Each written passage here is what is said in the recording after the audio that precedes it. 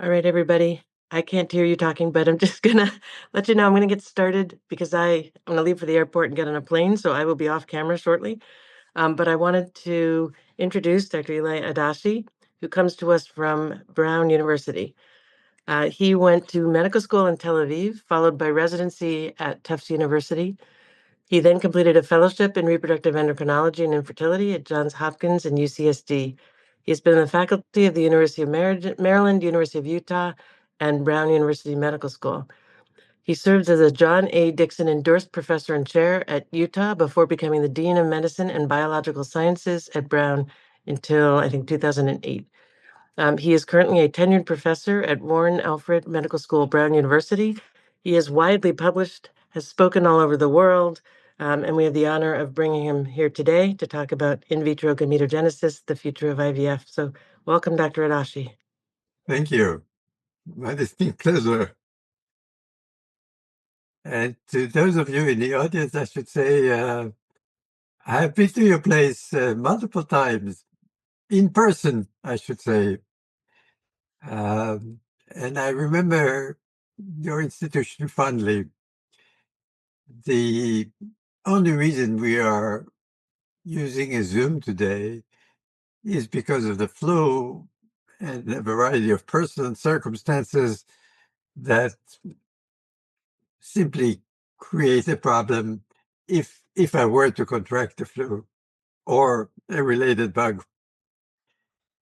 But let's go on and discuss in vitro gametogenesis, the future of IVF. I don't have to remind this audience that in 2028, which is to say, really just 2 years from now, we will be celebrating the 50th anniversary of the quote-unquote invention of IVF, which was published as a communication on the pages of the Lancet back in 1978 by Professors Steptoe and Edwards. As you may or may not recall, the product of the first IVF cycle was Louise Joy Brown, who is shown here in the arms of her mother, Leslie. Come 2010, the Nobel Prize Committee chose to award Robert Edwards the Nobel Prize for the discovery of IVF. You may wonder why his two key collaborators, Patrick Steptoe and Jean Purdy, did not receive the Nobel Prize at the time. Sadly, the reason for that is that both passed away by then. And it is the policy of the Nobel Prize Committee to award the Nobel Prize only to living recipients. Professor Edwards himself ultimately passed away in 2013. This happens to be the Lancet obituary that was published in that context. As you probably also know, we were somewhat behind when it comes to IVF. And it took the so-called Norfolk team to bring IVF to the United States. When I say the Norfolk team, I should mention that this team was substantially amplified by the retirement of Howard and Georgiana Jones from Johns Hopkins University and a move that they made to the Norfolk program.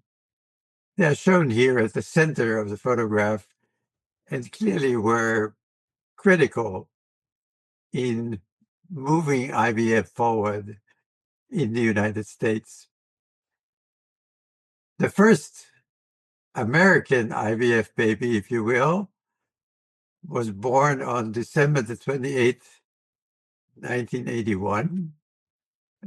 We're making reference to Elizabeth Jordan Carr, who was the first American IVF baby and is shown here in the arms of her mother, having been displayed on virtually any medium outlet, including, for example, Life magazine. But going forward, we are now approaching the next iteration, which we refer to as in vitro gametogenesis. But before we do, we might want to take yet another look at the all-important book of Aldous Huxley, which was published in 1932, titled Brave New World. In that book, Mr. Huxley made several predictions. He predicted that eggs will be created via ex vivo ovarian cultures, that embryos will be produced via in vitro fertilization, and that newborns will be created via ex vivo ectogenesis. In other words, artificial uterus, which we haven't really dealt with to this day. Of all of these predictions, Mr. Huxley was clearly right on when he predicted the creation of embryos via in vitro fertilization. In his book, he says, one egg, one embryo, one adult. Normality, making 96 human beings grow where only one grew before, that is progress. Clearly, Mr. Huxley could see the future because 96 well plates are now commonplace, especially in the context of in vitro gametogenesis. But let's go back to the beginning. In vitro gametogenesis, one would have to say, is a Japanese invention. It was initially reported and subsequently developed by two important investigators. One was Michinori Saito, MD, PhD, who was a faculty and is a faculty member at Kyoto University, which you could think of as one of the leading universities in Japan. He worked closely with Kazuhiko Hayashi, PhD, who at the time worked essentially as a postdoc with Dr. Saito, but is now on his own at Kyushu University in Japan. Looking back, however, these are the two actors who made IVG happen. Now, to discuss IVG, we really have to have a firm concept of the notion of a stem cell, or if you will, the pluripotent stem cell, which comes in two varieties, embryonic or induced. Now, pluripotent stem cell derived lineages can give rise to essentially any cell in the body. They can create mononeurons. They can create amacrine neurons for the retina, and they can create dopamine neurons for the striatum. It is noteworthy that Nature magazine recently reported on a paralyzed individual who, upon receiving a spinal injection of stem cells, was able to retain some movement. Similarly, Nature Aging reported on the treatment of Parkinson's disease with stem cells. The assumption being that the injected stem cells became dopamine-producing cells. And in that spirit, and in the context of today's presentation, stem cell-derived gametes are now also a possibility. Science magazine did not lose sight of this development, and in 2021, it published a full spread dedicated to mammalian in vitro gametogenesis, authored by the original inventors, Michinori Saito and Katsuhiko Hayashi. The New England Journal of Medicine, not to be outdone, commissioned a paper from Mary Herbert and Azim Surani from the UK in an effort to have a counter article in the New England Journal of Medicine. We were, specifically I was, especially privileged in 2023 to organize a workshop on in vitro gametogenesis under the heading of the National Academy of Medicine. This took place in Washington, D.C., and was titled In Vitro-Derived Human Gametes as a Reproductive Technology. And over 2.5 days, speakers from all around the world participated in this symposium on in vitro gametogenesis. The British folks who clearly led the way with IVF haven't lost sight of in vitro gametogenesis. The Nuffield Council, which is the premier bioethical organization, included under its human reproduction heading in vitro derived gametes at the very top of their list. In other words, from an ethical point of view, they were going to deal with in vitro derived gametes next. Yes, they were going to take on various other topics, which I'm quickly moving through as we speak. However, at the top of the list is in vitro gametogenesis, which the Nuffield Council has placed under review of its ethics and whatever policy questions could be relevant. I think we can all agree, and that will become more apparent, of course, as we speak, that in vitro gametogenesis is a disruptive technology. Is it achievable in the human? Probably yes. What is the timeline? That is uncertain. And although this may appear like a cop-out, the issue of the timeline remains to be seen. But I would like today to devote whatever time is left to so-called pluripotent stem cell formation technologies and the derivation of gametes from those precursors. Now, there are two ways to get at this. One is the so-called somatic cell nuclear transfer technology, which came about in 1958, the originator being John Garden, who at the time was at Cambridge University, and who very, very, very sadly passed away just a few days ago. Very unfortunate and very sad development.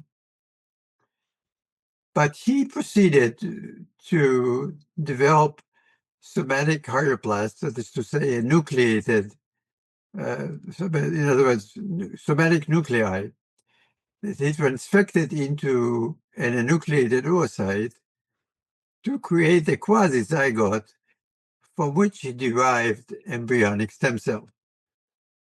Today, however, we tend to rely more on so-called induced pluripotent stem cells, which are the contribution of Shinya Yamanaka, also from Kyoto University, who chose a far simpler method, namely transfecting a somatic cell with select transcription factor and deriving induced pluripotent stem cells thereby. One way or the other, both individuals were the recipients of the Nobel Prize in 2012. Now, in vitro gametogenesis, as we just mentioned, begins with a somatic cell, let's say a skin cell, which must be converted first and foremost to either an embryonic or induced pluripotent stem cells, more likely an induced pluripotent stem cell, and thereby allowing one to develop a gamete. Now, there are some prerequisites that we have to take into account. We have to know the cues which we have to apply to the process, the sequence by which those cues are applied, the timing thereof, and the niche in which all of this occurs. I don't have to tell this audience that oocytes are surrounded by theca and granulosa cells, and that sperm are surrounded by Sertoli cells. Those are the so-called niche of the germ cell. And we definitely have to take those somatic cells into account in anything and everything that happens to the germ cell. The beginning of IVG was modest. It probably can be traced back to a science paper in 2003, where then a postdoc, Hans Schroeder, was able to derive oocytes from mouse embryonic stem cells, an example of which is shown on the right lower-hand corner of the slide. Now, Hans Schroeder in 2003 was a postdoc at the University of Pennsylvania. Today, he is the director of the Max Planck Institute for Molecular Biomedicine in Germany. That same year, Toshiaki Noche from Japan reported more or less the same finding on the pages of the Proceedings of the National Academy of Science. A year later, on the pages of Nature, George Daly, who is now the dean of Harvard Medical School, derived embryonic germ cells and thereof male gametes, which was essentially the same feat, except it was in a male. And René Rehopera, who at the time was at UCSF, followed suit before too long. As we observe developments in the next 20 years, multiple Nature, Science, and Cell papers emerged that laid out the concept of in vitro gametogenesis. These were rodent papers, I might add, and these are human papers, all of which, though, focused specifically on in vitro gametogenesis. Please ignore the cell phone ringing. It will stop in a minute. So when we look at the state of the science as it existed in 2015, we can say that the germ cell specification pathway is clearly not conserved between the rodent and the human, and we would have to study those separately. We must also state that the genetic networks involved prove to be quite distinct as well. So as we look at the state of the art in 2015, it was rather primitive. We knew how to convert stem cells to primordial germ cell-like cells, but what we did not know is how to convert those germ cells to post-meiotic mature gametes. In a word, we mastered the extragonadal component of the process, but we had yet to master the intragonadal counterpart thereof. The final frontier, in vitro gametogenesis all the way, is still unfolding. The first time this was accomplished in any meaningful way was in the mouse, and specifically in the female mouse. The leading investigator in this case was the now familiar Katsuhiko Hayashi, who published his work in Nature. He started with stem cells, converted them to primordial germ cell-like cells, combined them with gonadal somatic cells, gave rise to primary oocytes, M2 oocytes, fertilized eggs, blastocysts, and eventually pups. In other words, he reconstituted the entire cycle of the mouse female germline. More of the same was accomplished on the male side by his colleague, Mitinori Saito. The human paradigm today is still lagging behind, and is definitely not at the point of maturity. The only published report on the subject was lead authored by Mitinori Saito. It appeared in Science in 2018, and it showed an effort to take human primordial germ cell-like cells, combine them with somatic xenogenic ovarian cells, and trying to shepherd them, if you will, towards gametes. But as far as Dr. Saito got was the orgonial stage. He was not able to reach the M2 stage, which is really what we would like to see. All that aside, and on the assumption that some of these gaping holes will be plugged at some point, the scientific and translational promise of IVG is unquestionable. It will give rise to an inexhaustible supply of germ cells. It would allow investigators to knock out one gene at a time, so-called functional non-mutant analysis. It would permit the study of germ somatic cell interactions. And on a clinical side, it would allow, in principle, the reversal of germ cell failure through either autologous gamete replacement, possibly gene-edited gamete replacement, and ultimately also will permit, although this is a separate conversation, the evolution of same-sex parenthood.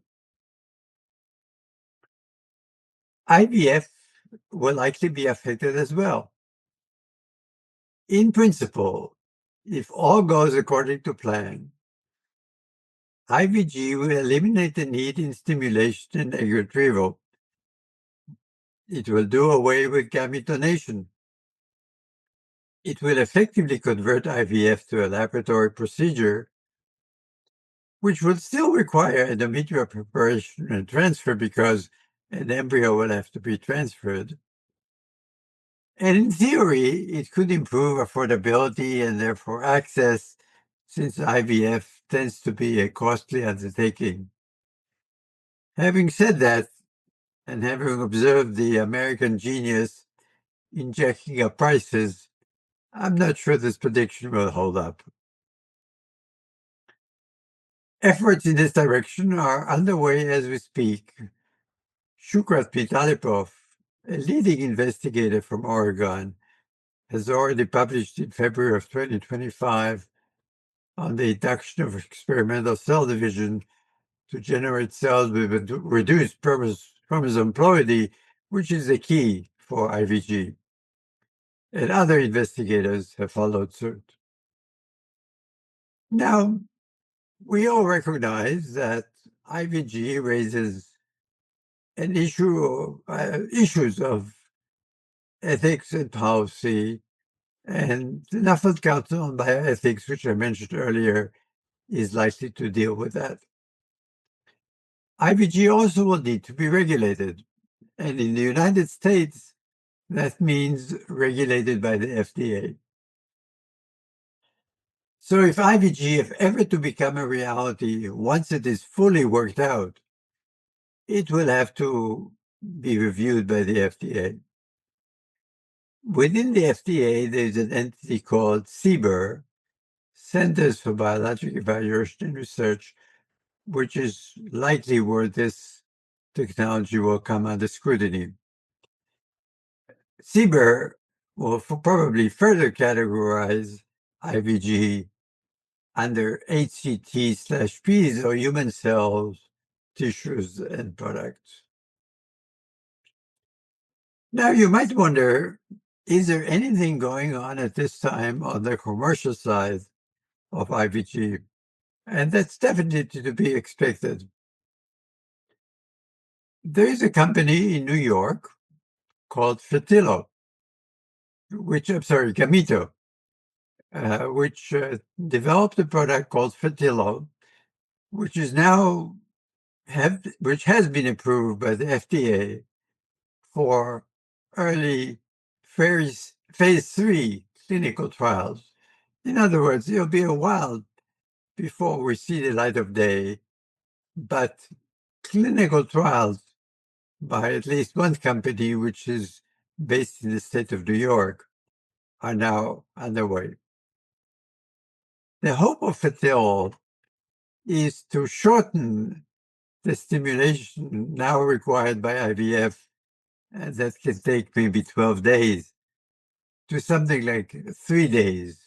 And that's because one would be in a position to mature the relevant ingredients in vitro rather than in vivo. So Fertil cycle, if it materializes, will require 2 to 3 days of in vivo gonadotropin stimulation, thereby reducing the gonadotropin requirements by circa 80%. Fertilo's ovarian support cells will see to it that the immature eggs are matured in vitro. And as I mentioned, Fertilo is now in phase 3 clinical trial. So for now, I will conclude by saying, stay tuned. This is clearly a moving front, an evolving science, one which will have profound implications to reproductive medicine. When and if it will become a reality is, of course, anybody's guess, but it's important to be mindful of this new development and follow it as it evolves, hopefully to a practical, usable technology before too long. I'm going to stop here. If there are any questions, I will be pleased to respond. at this time. So thank you very much for your attention and for the opportunity to share with you this latest insights. If there are no questions, that is of course fine. That presumably attests to the clarity of the presentation. But just in case, I'm at your service. It seems like we don't have any questions and there's nothing in the chat. That's all right. It was my pleasure.